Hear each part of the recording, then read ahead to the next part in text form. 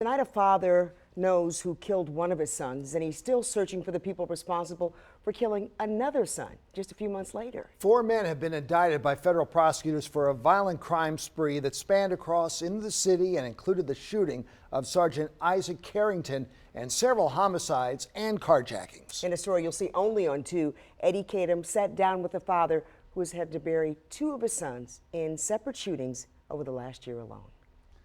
Jimmy and Kelli, Sylvester Lowther is a God-fearing man, and he wants to find it in his heart to forgive the people responsible for destroying so many families, including his.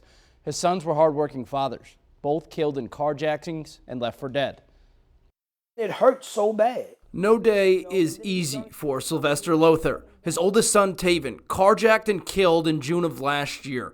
A few months later, his son, Danielle, killed in the same neighborhood, also a carjacking that turned deadly. I found myself texting my son Danielle, and then I realized, I'm like, he's not here.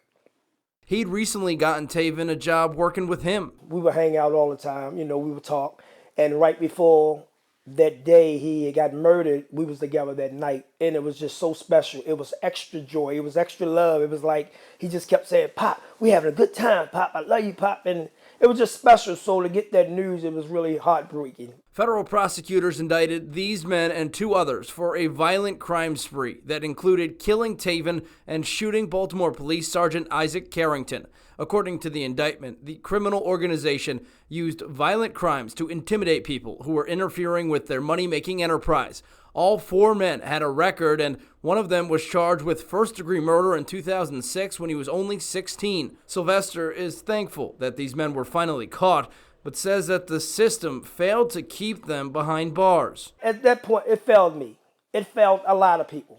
You know what I'm saying? Because there's a lot of families that's mourning and hurting and would not be hurting had they been where they're supposed to be, in jail behind bars. Both of his sons have children that won't grow up with their dads. Sylvester's youngest son is 7 years old enough to know, but still struggling to understand. I try to make him understand it, but he's like, why did they kill my brothers? You know what I'm saying? It's like it's an evil world. They just killing and killing and killing. Police have not made any arrests in the death of Danielle Lowther. Their father says there are too many similarities to his son's killings for this crime syndicate not to have a part in Danielle's death.